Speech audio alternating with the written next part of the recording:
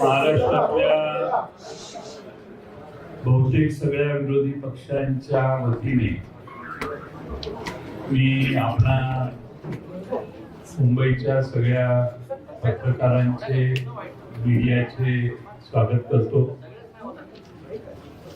अपुऱ्या जागेमुळे ही जागा बदलून चव्हाण सेंटरला आणावी लागली आणि त्यामुळे आपलाही थोडासा गोंधळ झाला. पुढच्या वेळी असा गोंधळ होणार नाही याची काळजी घेतली जाईल. आपल्याला जर कोणाला नाही, बऱ्याच लोकांना त्रास झाला असेल तर याच्याबद्दल आम्ही दिलगिरी व्यक्त करतो.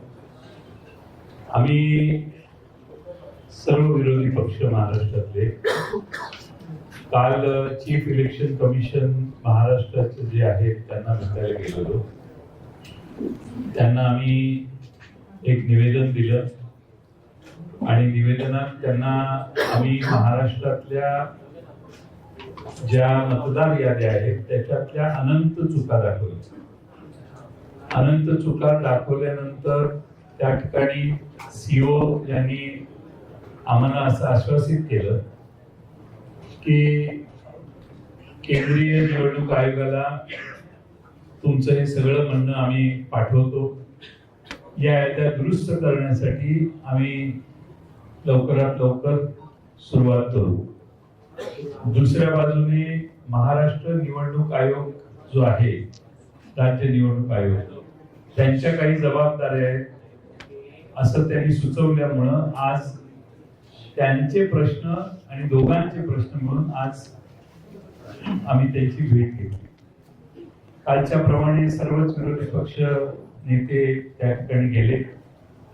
काही महत्वाचे एव्हिडन्सेस आम्ही दाखवले, काही पुरावे त्यांना दाखवले आणि त्या पुराव्याच्या सहित आम्ही आज त्यांना काही माहिती दिली. या पुराव्याच्या बरोबरच आम्ही त्यांना पत्रही दिलेलं आहे. पत्र देत असताना मतदार यादीत मोठ्या प्रमाणात मतदारांचे पत्ते अपूर्ण, चुकीचे घातलेले आहेत, घर क्रमांक चुकीचे आहेत, तसेच प्रत्यक्षात संबंधित व्यक्ती त्या मतदार यादीत नोंद आहे ती त्या पत्त्यावर राहत नाही. मी काही उदाहरणं त्यांना दिली. त्यामध्ये मुरबाडमध्ये जे मतदार आहे, मुरबाड मतदारसंघामध्ये, त्या मुरबाड मतदारसंघामध्ये बूथ क्रमांक 8 मध्ये 400 मतदारांचं एक घर आहे. 400 मतदार आहेत की ज्यांच्या घरासमोर फक्त डॅश आहे, म्हणजे घर नंबर डॅश आहे. बडनेरा विधानसभा मतदारसंघ बूथ नंबर 211 वरती 450 मतदारांचं घर क्रमांक 0 लिहिलेलं आहे. कामठी विधानसभामध्ये देखील 867 मतदारांचं घर निरंक आहे, घर नंबरच नाही. बऱ्याच ठिकाणी दुबार मतदार नोंदवण्यात आलेले आहेत, म्हणजे एका व्यक्तीला 8-8, 5-5, 4-4 वेळा मतदानाचा हक्क दिलेला आहे. एपिक नंबर एकच असतो अशी आजपर्यंत आपल्या सगळ्यांची खात्री होती, पण मतदार याद्यामध्ये अनेक वेगळ्या एपिक नंबरची माणसं आम्ही त्यांना निदर्शनाला आणून दिली. त्यामुळं नालासोपारा मतदारसंघामध्ये सुषमा गुप्ता या महिलेचं नाव वेगळ्या एपिक नंबर आयडी सह 6 वेळा नोंदवलेलं आहे. आणि आपणच 12 ऑगस्टला विविध न्यूज चॅनलने माध्यमांमध्ये पुराव्यासह हे दाखवलं. 12 ऑगस्टला आपण दाखवलं. दुपारी 3 वाजता आमच्या पक्षाने, आमच्या कार्यकर्त्यांनी तपासलं. आपण म्हणतो ती वस्तुस्थिती याच्यात होती मतदार यादीत ऑनलाईन. आणि 6 वाजता मात्र ती सगळी नावं या बाईंची, म्हणजे या श्रीमती गुप्ता जे आहेत त्यांचं नाव हे त्या ठिकाणाहून काढण्यात आलं. आमचा प्रश्न हा आहे की आपण न्यूज चॅनलच्या मार्फत एक बातमी दाखवता, दुपारी 3 वाजता या महिलेचे फोटो आणि एव्हिडन्स तुम्ही टेलिव्हिजनवर दाखवता, तर सकाळी दुपारी 3ला ती नावं असतात, 6ला ती नावं जातात. आमचा प्रश्न आम्ही निवडणूक आयोगाला विचारलेला आहे की ही नावं कोणी काढली, कोणी त्यावर तक्रार केली, तक्रार कधी करण्यात आली आणि कोणी स्थळ पाहणी केली आणि हे फोटो एकाच महिलेचे आहेत याचं व्हेरिफिकेशन करण्याच्या कुणी नावं काढली. आमचा दावा असा आहे आणि आमचा समज व्हायला लागलेला आहे की राज्य निवडणूक आयोग किंवा केंद्रीय निवडणूक आयोगाचा सर्व्हर हा महाराष्ट्रात दुसरा कोणीतरी चालवतो असा आमचा आता अनुभव व्हायला लागलेला आहे आणि दुसरा कोणीतरी परस्पर या मतदार याद्यांमध्ये नावं घालतो, मतदार याद्या उघड झाल्या की नावं काढतो. राज्य निवडणूक आयोग असो किंवा केंद्रीय निवडणूक आयोग यांच्या हातात काही नाहीये, कुणीतरी बाहेरच ही सिस्टीम ऑपरेट करतंय असा याचा अर्थ आहे. आम्ही त्याचबरोबर त्यांना हेही दाखवलं की एकाच पत्त्यावर अनेक नोंदणी आहेत. आता मध्य विधानसभा नाशिक इथं घर क्रमांक 3829 या घरामध्ये 813 मतदारांची नोंद आहे. पुणे कॅन्टोन्मेंट मतदारसंघात बूथ क्रमांक 30 मध्ये घर क्रमांक 226 या घरात 869 मतदारांची नोंद आहे. आणि सगळ्यात महत्वाचं म्हणजे दर तासाला मतदार यादी जाहीर होते. किती पुरुषांनी मतदान केलं, किती महिलांनी मतदान केलं हे दर तासाला जाहीर होतं. विधानसभेला या सिस्टीम पूर्ण मोडण्यात आल्या आणि संध्याकाळी 5 नंतर कुणी किती मतदान केलं हे कधीच जाहीर करण्यात आलं नाही. एकदम दुसऱ्या तिसऱ्या दिवशी फायनल टॅली जाहीर करण्यात आली. हे पारदर्शकतेच्या प्रक्रियेच्या विरोधात आहे. आणि आम्ही विधानसभेला ज्या मतदार याद्या पाहिल्या, ज्या मतदान याद्यांनी हा निकाल आला, त्याच मतदार याद्या जर स्थानिक स्वराज्य संस्थात वापरल्या जाणार असतील तर हा प्रचंड घोळ तसाच पुढे चालू राहतोय. आणि म्हणून आम्ही राज्य निवडणूक आयोगाला आणि केंद्रीय निवडणूक आयोगाचे प्रतिनिधी सीओ यांना मागणी केली की या मतदार याद्या दुरुस्त केल्या पाहिजेत. ताबडतोबीने त्या दुरुस्त करा. तुम्ही 3 दिवस 4 दिवस वाढवून मुदत हे चालणार नाही. किमान या मतदार याद्या पूर्ण तपासा. जे ज्या घरात राहत नाहीत त्यांची नावं त्यातून काढून टाका. बोगस मतदान काढून टाका. एक आमदार परवाच जाहीरपणाने सांगितलं त्यांनी की 20,000 मतदार मला बाहेरून आणावे लागले, ते मी आणले आणि मग माझा विजय झाला. हे विरोधी पक्ष सत्ताच असणारे आमदारच जाहीरपणाने सांगतायत. याची नोंद घ्या हे आम्ही त्यांना सांगितलं. मी आपल्या सर्वांचं स्वागत करतो आणि पुढं माननीय बाळासाहेब थोरात साहेब काँग्रेस पक्षाचे ज्येष्ठ नेते यांना विनंती करतो की त्यांनी या ठिकाणी त्यांचं मनोगत व्यक्त करावं. माननीय जयंतरावांनी आपल्याला सविस्तर तपशील काही गोष्टी सांगितलेल्या आहेत. काल आम्ही केंद्रीय निवडणूक आयोगाचे सीओ त्यांना आम्ही भेटलो. आज राज्य निवडणूक आयोगाला विधानसभेच्या वेळेत ज्या मतदार याद्या होत्या त्याच्यामध्ये प्रचंड दोष होते. आम्ही त्या कालखंडामध्ये योग्य वेळी योग्य ठिकाणी हे सांगितलं होतं की याच्यामध्ये दोष आहेत, त्याचं काहीही उत्तर आम्हाला आलेलं नाही. निवडणूक झाली ते दोषासहित असे काही दोष जे माननीय जयंतरावांनी सांगितलं की 20,000 मतदार हे बाहेरून आणून मी मतदान करून घेतलं, हे आता आमदार सांगतायत असे दोष आहेत. काहींचे नाव वगळले गेले, काहींचे परत परत नाव ते दिसत आहेत, पण ते चुकीचे आहेत. एका घराच्या नावावर अनेक आहेत. माझं एखादं कॉलेज आहे किंवा माझ्या कॉलेजचं हॉस्टेल आहे, त्या कॉलेजचे बाहेरून राज्यातून आलेले देशातून आलेले मुलं सुद्धा माझे मतदार. असं होणार असं निवडणूक आयोग ते मान्य करून घेणार असेल आणि ते मी शेवटच्या क्षणापर्यंत आणि ही तक्रार करूनच त्याची दखल घेण्याची अवस्था, या असे अनेक घोटाळे घेऊन ही मतदार यादी विधानसभेची होती. आता ती खरं जे विधानसभेची निवडणूक झाल्यानंतर 1 जुलैला तुम्ही आता या राज्य आयोगाला दिलेली, त्या अगोदर कोणतंही पुनर्विलोकन जे असतं ते 6-7 महिन्यामध्ये करण्यात आलेलं नाही. कोणत्या दुरुस्त्या करण्यात आलेल्या नाही. पुन्हा नवीन नावं नोंदण्याकरताची मोहीम करण्यात आली नाही. आणि त्यामुळे सगळ्या दोषासहित 1 जुलैला ही मतदार यादी ही राज्य आयोगाला दिलेली आहे. आणि म्हणून आमचं असं इच्छा होती की हे चुकीचं, हे दुरुस्त तुम्ही केलं पाहिजे होतं, केलेलं नाही. ती जबाबदारी केंद्रीय आयोगाची होती, निवडणूक आयोगाची, त्यांनी काहीच केलेलं नाही. आता राज्य निवडणूक आयोग म्हणतो आमची जबाबदारी नाही.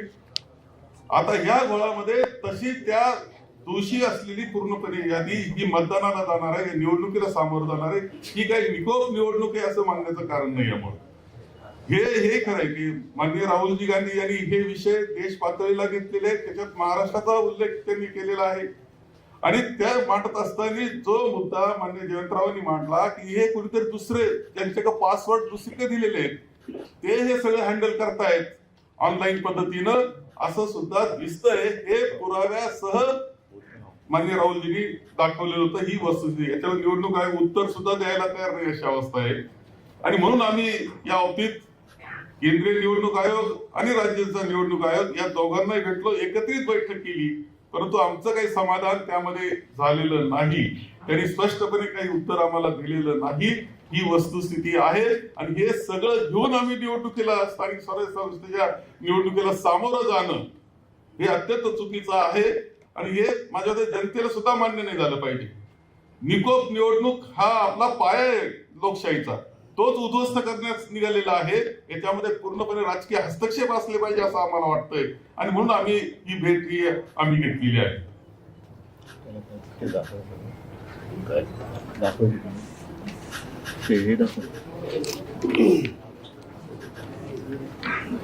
नमस्कार. काल आम्ही केंद्रीय निवडणूक आयोगाच्या प्रतिनिधींना भेटलो आणि आज आम्ही राज्य आणि केंद्रीय निवडणूक आयोगाच्या प्रतिनिधींना दोघांनाही भेटलो. आता जयंतराव म्हणाले किंवा बाळासाहेब म्हणाले, मला अत्यंत महत्वाची गोष्ट आपल्यासमोर आणि महाराष्ट्राच्या जनतेसमोर मला ठेवायची आहे की निवडणूक ही गोष्ट म्हटल्यानंतर राजकीय पक्ष आले आणि निवडणुकांना मतदान करणारा महाराष्ट्रातला मतदार आला. निवडणूक आयोग ही फक्त निवडणुका घेतात, कंडक्ट करतात, परंतु राजकीय पक्ष हे निवडणुका लढवतात. आणि राजकीय पक्षांना जर समजा निवडणूक आयोग ज्या याद्या, मतदार याद्या आहेत, ह्या जर समजा दाखवतच नसेल तर मला असं वाटतं की पहिला घोळ इकडे आहे की आम्ही तुम्हाला याद्याच नाही दाखवणार. म्हणजे मी आता तुमच्याकडे 2024च्या निवडणुका व्हायच्या अगोदर आणि 2024च्या निवडणुका झाल्यानंतर अशा मी तुम्हाला 2 याद्या मी तुम्हाला फक्त आता दाखवणार आहे.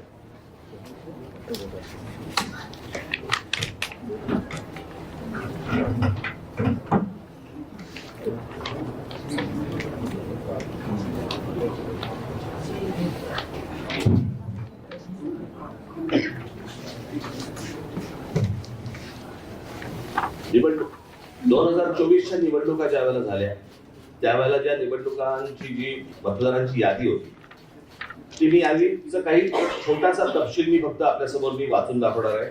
याच्याबद्दल तुम्हाला साधारणपणे मला असं वाटतं पत्रकार बोलले नाहीत मध्ये तर बरं होईल, आपण कॅमेरा बंद जरा शांत राहिलं तर बरं होईल, कारण आपलं कॅमेऱ्यातलं सगळं टिपतंय, परत आपण पण बोलताय. 2024च्या अगोदरची जी यादी आहे त्याच्यामध्ये फक्त मी काही नावं आपल्याला फक्त आपल्यासमोर मी वाचून दाखवतो, म्हणजे साधारणपणे यादीमध्ये काय प्रकारचा घोळ आहे हा आपल्याला आणि महाराष्ट्राला लक्षात येईल. मतदारसंघ 160 कांदिवली पूर्व, नाव धनश्री कदम, वडिलांचे नाव दीपक कदम, वय वर्ष 23. आता वडिलांचे डिटेल्स. नाव दीपक रघुनाथ कदम, वडिलांचे नाव रघुनाथ कदम, वय 117. मतदारसंघ 161 चारकोप, नाव नंदिनी महेंद्र चव्हाण, वडिलांचे नाव महेंद्र चव्हाण, वय वर्ष 124, वय 124. आता वडिलांचे डिटेल्स. नाव महेंद्र कुमार श्रीनाथ चव्हाण, वडिलांचे नाव श्रीनाथ चव्हाण, वय 43. कोणी कोणाला काढले तेच कळत नाही.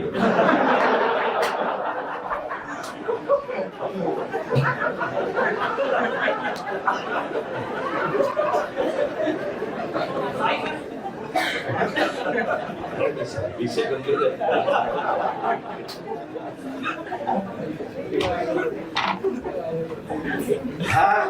2024च्या निवडणुकीच्या अगोदरचा घोळ. 2024 नंतर त्यांनी त्यांच्या वेबसाईटवरती यादी जाहीर केली, ज्याच्यामध्ये फक्त नावं आहेत, फोटो नाही, पत्ता नाही, काही नाही. आणि मग काय आम्ही ज्यावेळेला केंद्रीय निवडणूक आयोगाशी बोलत होतो त्यावेळेला त्यांनी सांगितलं की नाही, हे राज्य निवडणूक आयोगाकडे येतं. आता राज्य निवडणूक आयोगाकडे आम्ही भेटल्यानंतर राज्य निवडणूक आयोग म्हणते हे केंद्रीय निवडणूक आयोगाकडे येतं. दोघेही प्रतिनिधी हे केंद्रीय निवडणूक आयोगाचेच प्रतिनिधी आहेत. आणि म्हणजे महाराष्ट्रातल्या राजकीय पक्षांना या संपूर्ण मतदार याद्या न दाखवण्याचं याच्यातनं काय मिळणार तुम्हाला? यातनं फक्त घोळ होणार आहे. आणि आता आम्ही फक्त त्यांच्यासमोर एवढंच सांगितलं की या मतदार याद्या जोपर्यंत सुधारणा होत नाही, तुमची सुधारणा होत नाही, तोपर्यंत निवडणुका तुम्ही घेऊ नका. आता साधारणपणे आपण जर समजा महानगरपालिकेच्या किंवा स्थानिक स्वराज्य संस्थांच्या निवडणुका जर समजा आपण पाहिल्या तर गेल्या 5 वर्षामध्ये निवडणुका झालेल्या नाहीयेत. मग जर 5 वर्ष जर समजा या निवडणुकांमध्ये गेलेली असली तर मग याद्या सुधारण्यासाठी अजून 6 महिने गेले तर काय फरक पडतो? आणि मला असं वाटतं की या याद्या सुधारल्याशिवाय त्यांनी निवडणुका घेऊ नये, हेच आज आम्ही त्यांना सर्वांनी सांगितलं आहे. म्हणजे त्यांनी आता काहीतरी काल आमची भेट झाल्यानंतर त्यांनी एक नोटिफिकेशन काढलं आणि त्याच्यामध्ये आम्हाला राजकीय पक्षांना 8 दिवस दिले. म्हणजे हे 6-6, 8-8 महिने काम करणार आणि राजकीय पक्षांनी 8 दिवसामध्ये यांना सगळ्या छाननी करून द्यायची, कसं शक्य आहे? आणि म्हणून तो काल जो त्यांनी काय नोटिफिकेशन काढले ते एक तर रद्द करायला आम्ही त्यांना सांगितलेलं आहे. आणि आज आम्ही त्यांना सांगितलेलं की या निवडणुका तुम्ही घेऊ नका. उद्या ते काय ह्याच्यावरती निर्णय करतायत हे आम्ही 1-2 दिवसात पाहू आणि त्याच्यानंतर मला असं वाटतं सर्व राजकीय पक्ष मिळून आम्ही एका निर्णयापर्यंत येऊ. तो निर्णय तुम्हाला अजून 2-3 दिवसाने सांगू. ठीक आहे, धन्यवाद.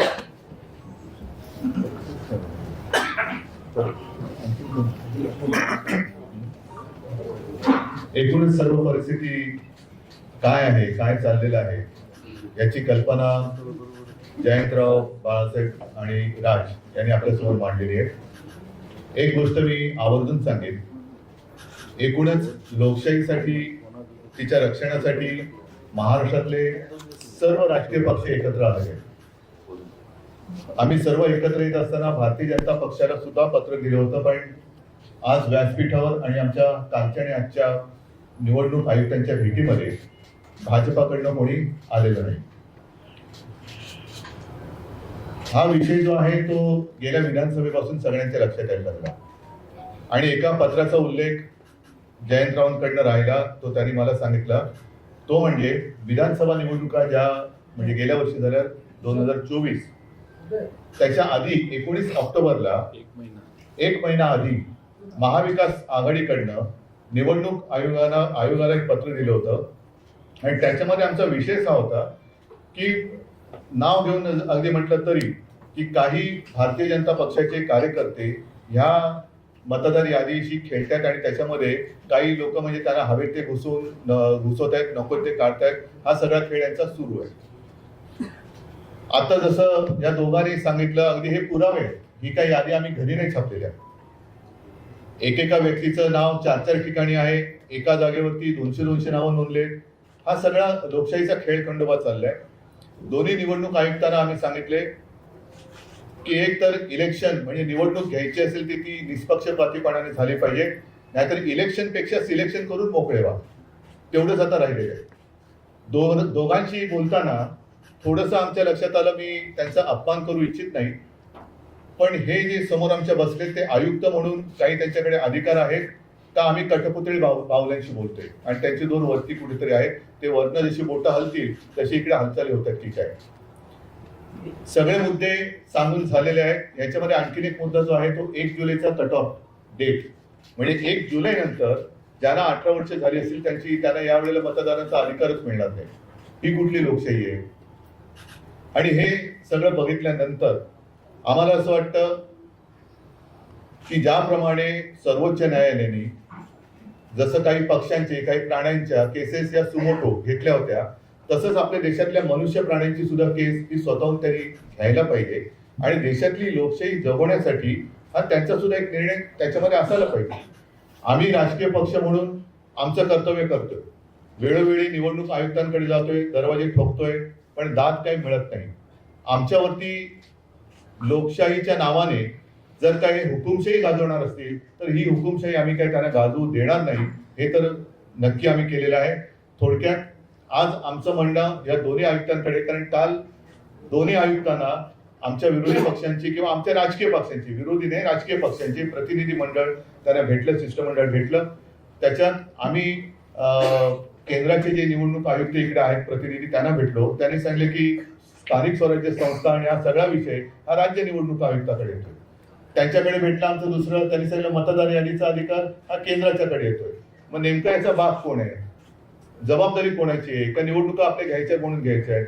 आणि आम्ही त्यांच्याशी बोलत असताना मुहूर्त काय लागला तरी कळत नाही, पण कालच्या काल निवडणुकांचा कार्यक्रम जाहीर केला. आम्ही त्यांना स्पष्ट शब्दात सांगितलेलं आहे की जोपर्यंत हा संपूर्ण निवडणूक मतदार यादीतला घोळ तुम्ही त्याच्यावरती काही स्पष्टीकरण किंवा तो सुधारत नाही तोपर्यंत या निवडणुका होता कामा नयेत. सुप्रीम कोर्टाचा त्यांनी आदेश आम्हाला दाखवण्याचा प्रयत्न केला, पण सुप्रीम कोर्ट असं कधी कुठेही सांगत नाही की तुमच्यात काही दोष असले तरी चालतील, पण ह्या तारखेच्या आधी निवडणुका घेतल्याच पाहिजे. हा सर्वोच्च न्यायालयाचा काही तसा निर्णय नाही. त्यांनी सांगितले की या निवडणुका सदोष असता कामा नयेत आणि निष्पक्षपातीपणाने ते झालं पाहिजे. आता या सगळ्या गोष्टी झाल्यानंतर दोन्ही आयुक्त समोर बाजूबाजूला होते. आम्हाला त्यांनी सांगितले की आम्ही याचा सकारात्मक विचार करतो आहोत. म्हटलं विचार करून चालणार नाही, या गोष्टी होता कामा नयेत. या गोष्टी होता कामा नयेत, कारण आपल्याला जो काही धक्का बसला होता विधानसभा निवडणुकीच्या निकालानंतर, त्या सगळ्या सत्ताधारी जे आता आहेत त्यांच्या सत्ता प्राप्तीच्या चोरवाटा आम्ही आता अडवलेल्या आहेत. या चोरवाट आहे, मतचोरी ही चोरवाट आहे, पक्ष चोरी ही चोरवाट आहे. त्याच्यानंतर आणखीन एक मुद्दा आम्ही सांगितला, पण तो त्याचा पुढचा टप्पा आहे. पहिली मतदारांची यादी ही निर्दोष असायला पाहिजे, व्यवस्थित असायला पाहिजे. म्हणजे 117 वर्ष आणखीन 124 वर्ष असे जर का लंबी उमरवाले मतदार असतील तर मला वाटतं जगातलं सगळ्यात चांगलं वातावरण, हवामान हे आपल्या देशात आहे. कारण इकडे लंबी आयु, दीर्घायुष्य भव म्हणतात ना, तसं झालेलं आहे. थोडक्यात एक तर निवडणूक आयोगाने एक स्वीकारलं पाहिजे की त्यांचा पुनर्जन्मावरती तरी विश्वास असला पाहिजे, आणि नाही तर जे मतदार हयात आहेत आणि त्यांचा मतदाराचा अधिकार हा हिरावून घेतलाय, डिलीट केलेला आहे, मग त्यांच्यावरती सदोष मतवधाचा गुन्हा दाखल करावा का. आणि पुढचा विषय जो आम्ही सांगितलाय तो याच्या पुढचा येईल, तो म्हणजे आता पहिला ईव्हीएम वरती आमचा आक्षेप आहेच. ईव्हीएमचा आक्षेप कमी पडतोय की काय, म्हणून आता मुंबई महापालिकांच्या निवडणुका सुद्धा ईव्हीएम वरती तर घेतले जातच आहे, पण व्हीव्हीपॅट पण त्याच्यात ठेवणार नाही. हाही मुद्दा एक महत्वाचा आहे. तुम्ही काही पुरावेच ठेवायचे नाही. जर का तिथलं व्हिडिओ रेकॉर्डिंग मागितलं तर व्हिडिओ रेकॉर्डिंग द्यायचं नाही. मतदार यादीमध्ये सगळा गोंधळ करून ठेवायचा. मतदार याद्या मागितल्या तर त्या देत नाही. आणि म्हणून म्हटलं की ही काही लोकशाही तुम्ही हुकुमशाहीच्या पद्धतीने चालवत असेल तर ती आम्ही कदापि मान्य करणार नाही. शिष्टमंडळाने जे मुद्दे उपस्थित केलेले आहेत त्यामध्ये जर येत्या काळामध्ये निवडणूक आयोगाकडून सुधारणा नाही झाली तर तुमचं पुढचं पाऊल काय असणार? पुढचं पाऊल पहिलं आजचं पाऊल लोकांसमोर जाऊ द्या. त्याच्यानंतर घाईघाई करण्याची आवश्यकता नाहीये. 2 दिवसात ते सांगतो म्हणाले. सकारात्मक विचार त्यांचा, त्याला ते सकारात्मक कशाला म्हणतात ते त्यांच्या उत्तरातनं कळेल. पण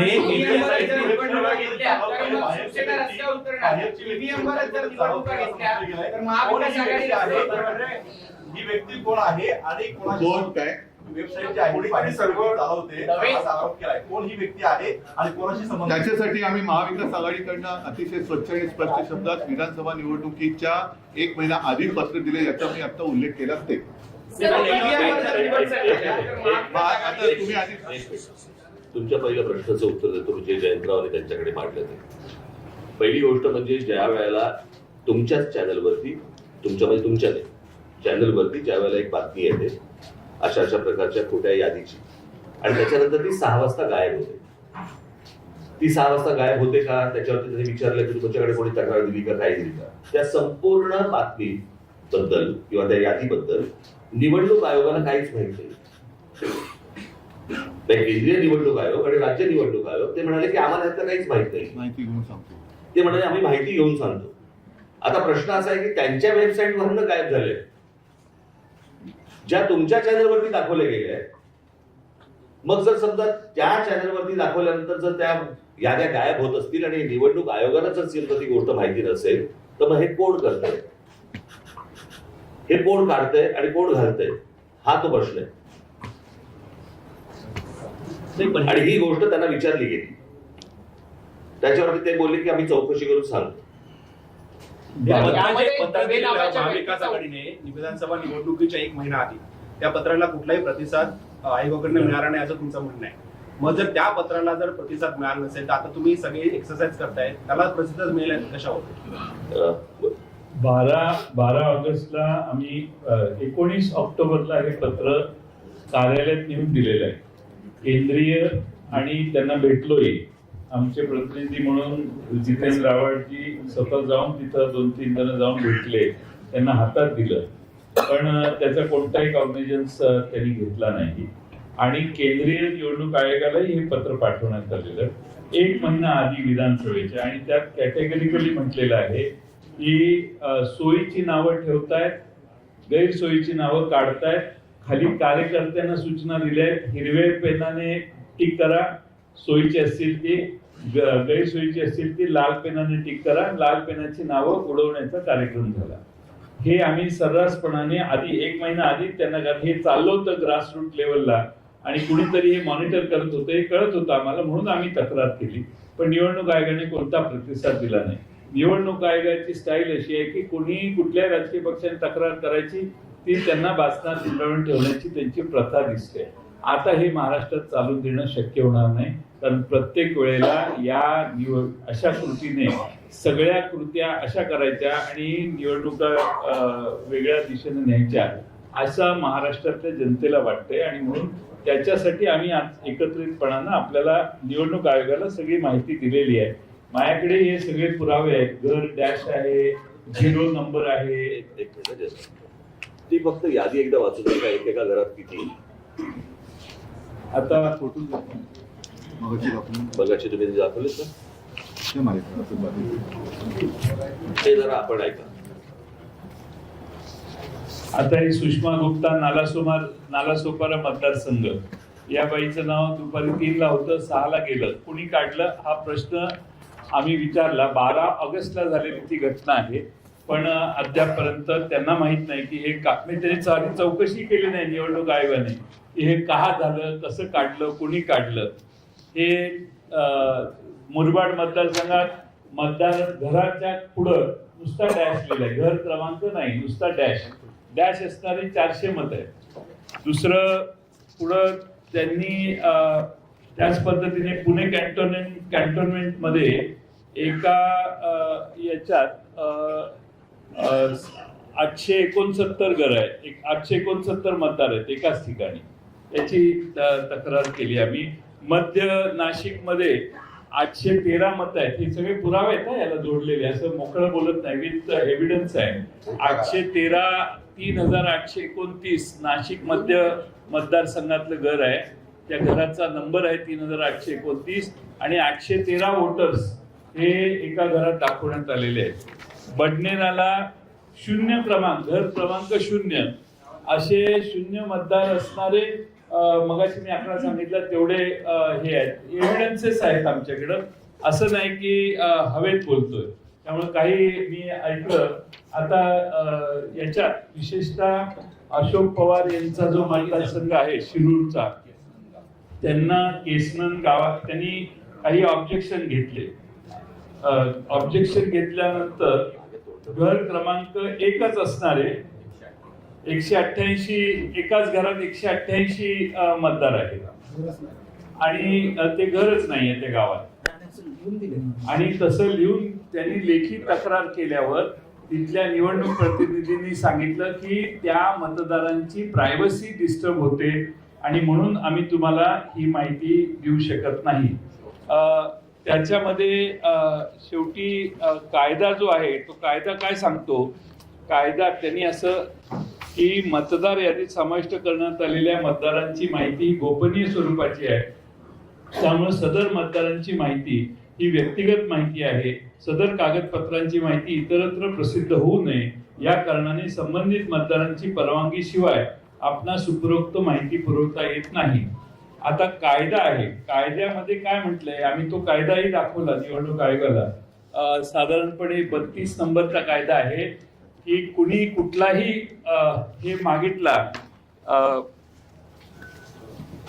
कुणी कुठलाही हे मागितला तर ती माहिती आणि ते डॉक्युमेंट्स कोणत्या आधारावर रजिस्ट्रेशन झालं, कोणत्या आधारावर हे देण्यासाठी कलम 32 आहे, त्यामध्ये स्पष्टपणाने म्हटलेलं आहे की तुम्हाला ती माहिती द्यावी लागेल. हा नियम कायदा आम्हीच निवडणूक आयोगाला आता कायदे सांगतोय, त्यांचे हे कायदे ह्याप्रमाणे ते देऊ शकतात. पण त्यांना दिलेलं उत्तर अशोक पवार यांना की त्याची प्रायव्हसी, आम्ही काय त्याचे खाजगी गोष्टी मागत नाही, त्याने जे निवडणूक आयोगाला सबमिट केले आहेत मतदार होण्यासाठी तेवढीच माहिती मागतोय आणि ती देणं आवश्यक आहे असं निवडणूक आयोगाच्या निवडणुकीच्या कायद्यात लिहिलेलं आहे.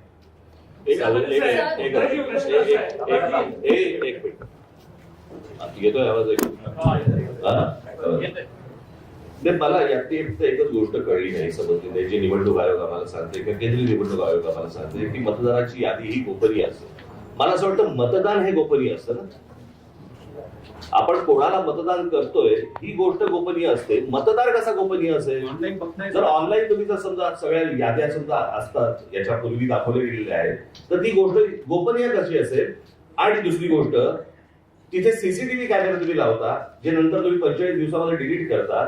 जर तुम्ही बघू शकता, आम्ही नाही का बघू शकत? बरं, निवडणूक आयोग यांना निवडणुका लढवायच्या नाहीयेत, निवडणुका आम्हाला लढवायच्या आहेत. जर आम्हाला ते मतदार कोण आहेत हे कळले नाही, पण मला एक गोष्ट या संपूर्ण प्रकरणामध्ये मी मगाशी आपल्याला सांगायचं राहिलं, माझी ही निवडणूक याच्यामधलं जे काही प्रॉब्लेम्स आहेत किंवा याच्यामधले जे घोळ आहेत याच्यावरची माझी दुसरी पत्रकार परिषद आहे. एक पहिली 2017ला झाली होती, मला असं वाटतं तुम्हाला माहिती असेल कदाचित.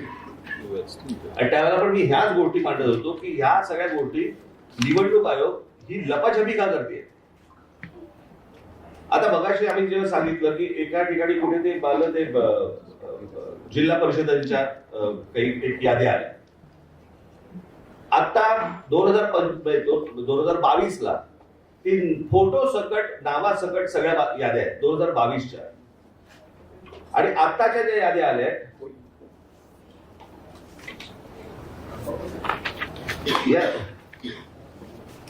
या 2022च्या याद्या, ज्याच्यामध्ये फोटो आहे, नाव आहे, सगळं आहे.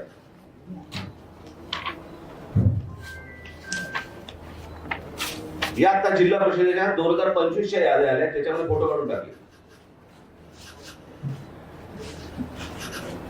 हे सगळं निवडणूक आयोग स्वतः करतंय. हे का करतंय? जर समजा पारदर्शकता समजा ते आणतायत असं म्हणतायत किंवा आहे असं म्हणतायत जर निवडणुकांच्या प्रोसेसमध्ये, तर मग ह्या सगळ्या गोष्टी हे का करतायत आणि कशासाठी हा घोळ घालतायत? काय बोल ना. देवांग दवे या व्यक्तीचा एक उल्लेख या वरच्या चर्चेमध्ये करण्यात आलाय. हा जो सगळा घोळ आहे, याच्यावरचा जो अभ्यास आहे, त्याच्या मागे ह्या देवांग दवेचा काही हात आहे का?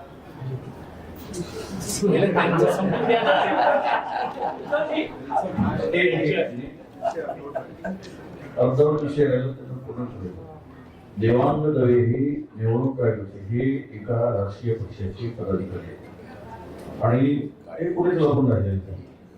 त्यांच्याकडे जो कंत्राट दिला आहे रिलीज करायचं पण आहे ना, एडिशनचं पण आहे.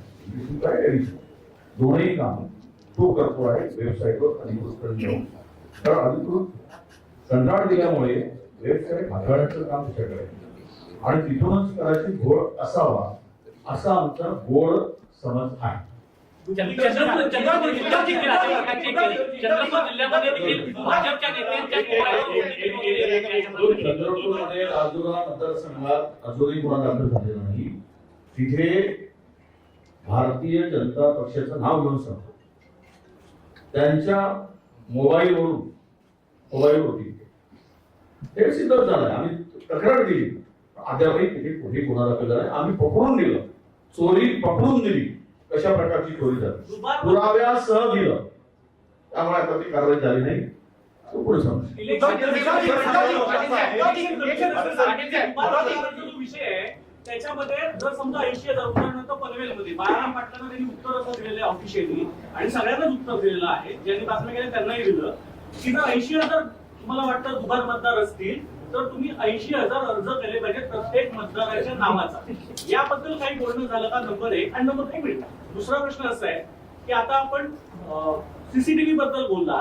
तो सीसीटीव्ही हा एक वादग्रस्त मुद्दा आहे असं जर धरलं तर एक 17A फॉर्म आहे जी इलेक्टोरल रोल असतो जो मतदान अधिकारी टिकमार्क करतात. तो अधिकाऱ्यांनी टिकमार्क केलेला रोल इलेक्शन कमिशन देत नाहीये. याबद्दल तुमचं काही बोलणं झालं का? आपण मला एकच या सगळ्या गोष्टींवरती मला फक्त बोलायचं आहे. तर तुम्ही जे काही सगळे कायद्याचे या देशात ह्या पहिल्या निवडणुका नाहीये.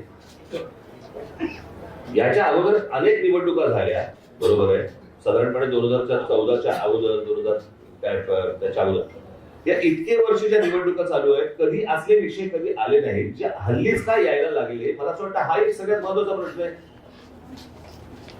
की आता हे फॉर्म भरून मग तिकडे आता किती ते पैसे द्यायचे तर 2 रुपये प्रत्येक पानाला 2 रुपये द्यायचे आणि मग आम्ही पानं घ्यायची. पण त्याच्यात पण कमाई.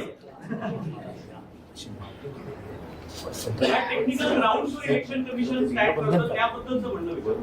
17A मागणारे अनेक उमेदवार आहेत. अनेक उमेदवारांनी 17A मागून देखील निवडणूक आयोग ते देत नाही. आता एक उदाहरण सांगतो की कोरेगाव विधानसभा मतदारसंघात शशिकांत शिंदे साहेबांनी विधानसभेच्या आधी अपील केलं. कलेक्टरने निर्णय दिला की ही 1,500 मतं आपण यादीत घ्या. तरी खालच्या अधिकाऱ्याने ती अपील मान्य झाल्यावर देखील त्यांची मतदार यादीत नावं समाविष्ट झाली नाही. मी मगाशी जे सांगितलं की प्रायव्हसी डिस्टर्ब होते वगैरे त्यांनी उत्तर दिलं लेखी अशोक पवारांना. तर 32 नाही 33 रजिस्ट्रेशन ऑफ इलेक्ट्रल रूल्स 1960 33 नंबरचा आहे. Inspection of electoral rolls and connected papers. Every person shall have the right to inspect the election papers referred to in Rule 32 and to get attested copies thereof on payment of such fee as may be fixed by the chief electoral officer.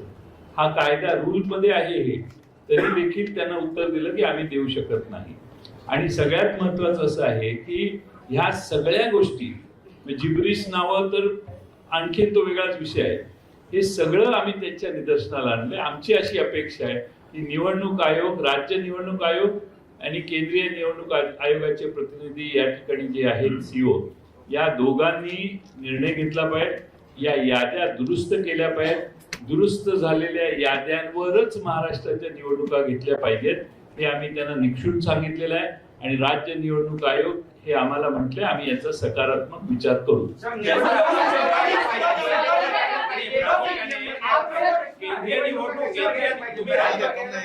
तुम्ही राज्य निवडणूक आयोगाला घेतल्या तर मग भूमिका काय असणार? बघून आधी पहिले याद्या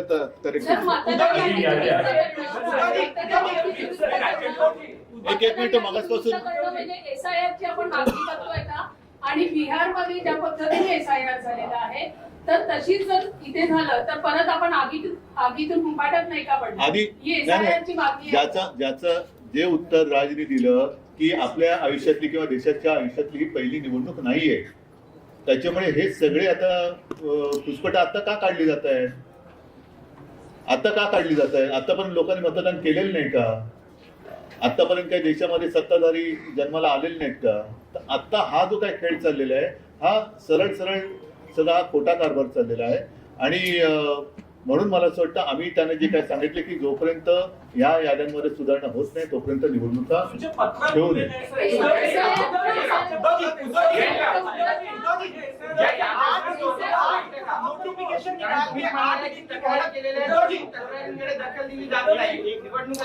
असं आहे की आम्ही निवडणूक आयोगाला आवाहन केलेलं आहे आणि मागणी केलेली आहे की बल्क मध्ये चुका आहे त्या तुम्ही दुरुस्त केल्या पाहिजे.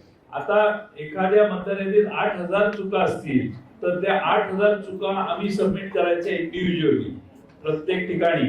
याला मग किमान 1 महिन्याचा वेळ तर दिला पाहिजे. वेळ नसल्यामुळे तुम्ही 7 दिवसात आणि 8 दिवसात करा म्हटल्यावर कोणत्या एक तर तुमच्या याद्या डिजिटल नाहीये. तुम्ही या याद्या डिजिटल का नाही करत? डिजिटल याद्या केल्या की सगळ्यांनाच सोयीचं होईल आणि तुम्हालाही सोयीचं होईल काम करायला. या याद्या डिजिटल न करण्यामागे एक षडयंत्र असं आहे की या याद्या प्रिंट करणं, टाईप करणं, त्यात पुन्हा त्याची कॉपी काढणं, त्याचं मग कंपॅरिझन करणं, मग त्याच्यात दुबार मतं काढणं, या चुका काढणं हे शक्य नव्हतं. आम्ही मॅन्युअली हे सगळे काम केलेलं आहे. महाराष्ट्रातल्या 288 मतदारसंघात गेल्या 2, 2.5, 3 महिने काम करून आम्ही बऱ्याच गोष्टी काढलेल्या आहेत. हे छोटे काही उदाहरण आहेत. आणखी उदाहरणं आम्ही देऊ शकतो. आम्ही वाट बघतोय निवडणूक आयोग काय करणार आहे. एकच मिनिट मगाचपासून प्रश्न विचारतो, पण तत्पूर्वी एक सांगतो की निवडणूक आयोगाचं काम व्यवस्थित पद्धतीने निवडणुका पार पाडणं हे आहे. आणि त्या निवडणुकीच्या प्रक्रियेत समजा आमच्या राजकीय पक्षाकडनं त्यांच्या नियमाचं कुठे उल्लंघन झालं किंवा आणखी कुठे चूक झाली तर आम्हाला कायद्याचा दंडुका दाखवला जातो करप्ट प्रॅक्टिस म्हणून. आता आमचं म्हणणं असं आहे की ही निवडणूक आयोगाची करप्ट प्रॅक्टिस आहे. ही निवडणूक आयोगाची करप्ट प्रॅक्टिस आहे. ज्याप्रमाणे स्वतः शिवसेना प्रमुखांना ती शिक्षा भोगावी लागली होती, त्यांचा 6 वर्ष मतदानाचा अधिकार हिरावून घेतला गेला होता. आता निवडणूक आयोगाला आणि निवडणूक आयुक्तांना काय शिक्षा करायची जर त्यांनी सुधारणा केली नाही तर? कारण ही निवडणूक प्रक्रियेतली निवडणूक आयोगाची करप्ट प्रॅक्टिस आहे. हा भ्रष्टाचार आहे. एक त्याचा प्रश्न उद्या म्हणजे मग तुम्ही यांना विचारा. मतदार याद्यांमधला जो घोळ आहे राष्ट्रीय स्तरावर त्याचा फायदा एनडीएला होतो आहे आणि राज्य स्तरावर त्याचा फायदा या निवडणुकीत आपलाही आरोप आहे आणि संशय उपस्थित झाले की महायुतीला झालाय. तर असं हे लक्षात घेता किंवा हे आरोप लक्षात घेता निवडणूक आयोग मग केंद्रीय असेल किंवा राज्यातला भाजपसाठी हस्तक म्हणून किंवा भाजपच्या दबावाखाली काम करतोय असा तुमचा आरोप आहे का? त्याच्याबद्दल आम्ही स्पष्ट पत्र दिलेलं आहे, ज्याचा वारंवार आता उल्लेख झालाय की गेल्या विधानसभा निवडणुकीच्या आधी 1 महिना अगोदर एक व्यवस्थित स्पष्ट शब्दामध्ये पत्र दिले. त्याच्यात भारतीय जनता पक्षाचं नाव लिहून आम्ही ते पत्र दिलेलं आहे. आणि नसेल तर भारतीय जनता पक्षाने आज आमच्या शिष्टमंडळात यायला पाहिजे. आज किंवा काल येऊ शकले नसतील तर त्यांनी सांगावं उद्या येतो, आम्ही सगळे मिळून जायला तयार आहोत. आता हा प्रश्न जो आहे हा चेंडू भाजपच्या कोर्टात आहे. त्यांचा जर का त्यांची जर का ह्याच्यात ढवळाढवळ नसेल तर त्यांनी आमच्या शिष्टमंडळात सामील व्हावं आणि आम्ही जी मागणी करतो ती त्यांनी करावी.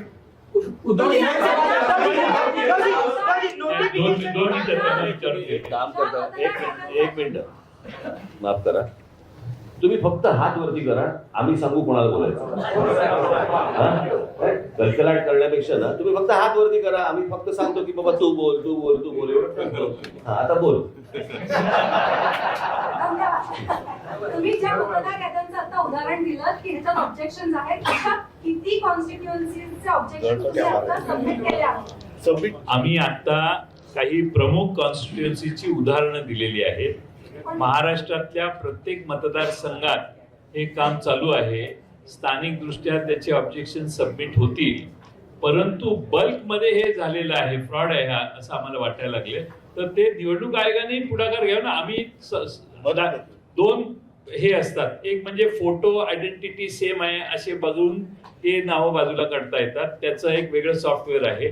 नावं एकत्रित करून सगळी नावं कम्पेअर करून ती डुप्लिकेट झाली असतील तर ती नावं बाजूला काढायला सॉफ्टवेअर आहे. ही सॉफ्टवेअर 2019च्या निवडणुकीच्या आधी वापरलं जायचं, पण दुर्दैवाने 2022-23 नंतर हे वापरलंच नाही. तर आम्ही त्यांना कालच विनंती केली की हे सॉफ्टवेअर वापरा आणि हे डुप्लिकेशन जे आहे ते काढून टाका. त्यांनी केलं पाहिजे. एकच मी सांगतो, आमच्या लोकांनी त्या ठिकाणी जे ऑफिसर आहेत अधिकारी आहेत त्यांच्या हरकती घेतलेल्या आहेत, पण ते सरळ सरळ सांगतात की आमच्या राज्य निवडणूक आयोगाला आम्हाला ह्या अधिकार किंवा आम्ही हरकती घेण्यामध्ये कुठल्याही प्रकारचा आम्ही काही हस्तक्षेप करू शकत नाही. हा फार मोठा गंभीर त्या ठिकाणी प्रश्न निर्माण झालेला आहे. जर बोगस नावं दाखवली तर त्या बोगस नावाच्या संदर्भात हरकत घेतल्यानंतर त्याची चौकशी करायला पाहिजे. ते सरळ हारवरती करताय प्रांत किंवा तिथल्या निवडणूक अधिकारी.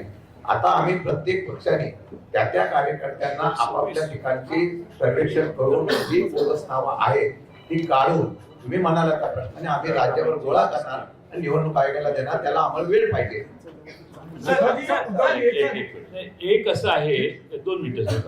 एकच असं आहे की त्यांच्याकडे वेगळे टूल आहेत. डाटा मॅचिंग सिस्टीम, AI आधारित टूल्स आहेत, डिजिटल ऍप्स आहेत, असे आहेत, ते वापरावेत. आणि सगळ्यात महत्वाचं मला आपल्या मार्फत आवाहन करायचंय, आम्हाला निवडणूक आयोगाकडून उत्तरं पाहिजेत. भारतीय जनता पक्षाच्या विरोधी ही आमची हे नाही आहे, त्यामुळे त्यांच्या प्रवक्त्यांनी आम्हाला उत्तर देणं अभिप्रेत नाहीये. आम्हाला निवडणूक आयोगाने उत्तर द्यावं. आम्ही निवडणूक आयोगाकडे गेलोय, नाही तर तासाभरात तुम्ही जाल दुसरीकडे आणि याला उत्तर मागाल. आम्हाला आम्ही त्यांना बोलवलेलं होतं आणि त्यांनाही त्रास कदाचित होत असेल, तर नाही, निवडणूक आयोगाने लिखित उत्तर नाही, आहे. मला- त्यांचं स्पष्ट म्हणणं आहे की मला स्थानिक स्वराज्य एकच संस्थेच्या मिनिट. निवडणुकांसाठी एकच मिनिट. मला असं वाटतं मी थोडंसं काय हे प्रश्न संपणार नाही. यातला एकच सगळ्यात महत्वाचा भाग असा आहे की निवडणूक यादीमध्ये घोळ आहे. निवडणुकीच्या यादीतले घोळ दोन्ही राज्य आणि केंद्रीय निवडणूक आयोगातल्या प्रतिनिधींना आम्ही त्यांच्यासमोर ठेवलेले असतात. ते सुधारले पाहिजेत आणि ते सुधारून विरोधी पक्षाचं समाधान झालं पाहिजे, सत्ताधारी पक्षाचं समाधान झालं पाहिजे, कोणाचंही. परंतु जे निवडणुका लढवतात, मला असं वाटतं त्या राजकीय पक्षाचं समाधान झाल्याशिवाय त्यांनी निवडणुका घेऊ नये. आणि ही अत्यंत आमची रास्त मागणी आहे, याच्यात काहीच गैर नाहीये. मला असं वाटतं निवडणूक आयोगाने या गोष्टींचा विचार करावा. त्याच्यामध्ये इतर वेगवेगळे कायदे आणूच नाही. सोपी गोष्ट आहे ना ही. ह्याच्यामध्ये काही कॉम्प्लिकेटेड असण्याचं काही कारणच नाहीये. आम्ही काही क्लिष्ट काही विषय बोलतच नाही आहोत की बाबा आम्ही मतदार याद्या दाखवलेल्या आहेत, मतदार याद्यांमध्ये बाबा घोळ आहे. थांबा ना, मी पण आलोय पहिला. मतदार याद्यांमध्ये घोळ आहेत आणि मतदार याद्यांमधले घोळ त्यांच्या समोर ठेवल्यानंतर मला असं वाटतं की ते आणि राजकीय पक्ष यांनी मिळून या याद्या सुधारल्या पाहिजेत आणि याद्या सुधारूनच निवडणुकांना सामोरं गेलं पाहिजे.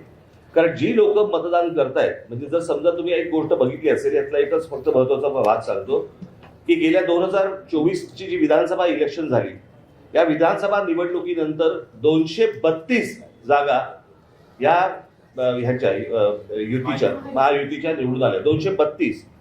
पण या 232 जागा निवडून आल्यानंतर देखील मला असं वाटतं तुम्ही सगळेजण त्याला विटनेस आहात, संपूर्ण महाराष्ट्रात सन्नाटा होता.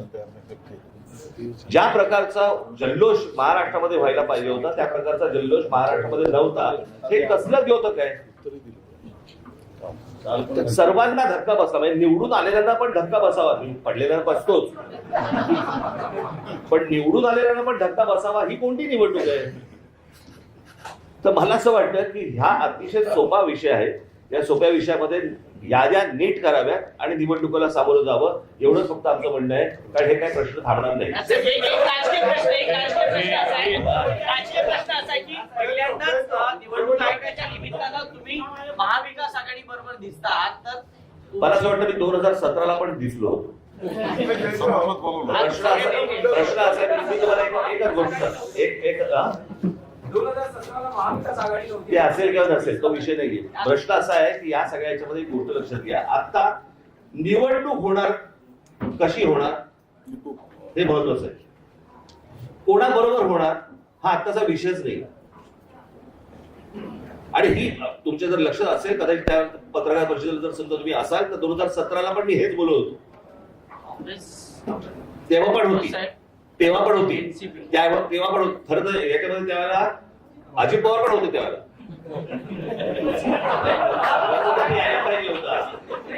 आणि त्यावेळेला ते तावाने बोलत पण होते, सांगत पण होते त्या सगळ्या गोष्टी. असं धन्यवाद.